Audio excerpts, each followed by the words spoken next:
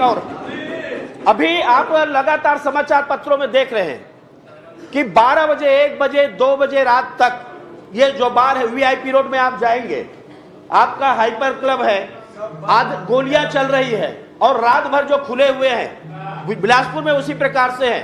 तो ये उनको आप जो रात भर खुल रहे हैं और जिस प्रकार की घटनाएं हो रही है उस पर पाबंदी लगाएंगे, टाइम की जो लिमिट है उसमें बार बंद हो जाए, ये आप लगाएंगे क्या? बस इतने मैं पूछना चाहता हूं। जो घटनाएं घट रही है, लड़के लड़कियां नाच रही है, गोली चला थे, गोली तुम्हारे राज में। बिल्कुल सख्ती से नियम का पालन हो, इसका निर्देश शासन से दिया जा चुका है।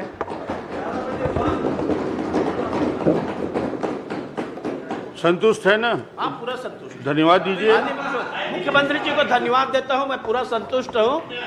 माननीय अध्यक्ष महोदय, प्रश्नकाल समाप्त। माननीय अध्यक्ष महोदय, मैं माननीय प्रधानमंत्री जी को धन्यवाद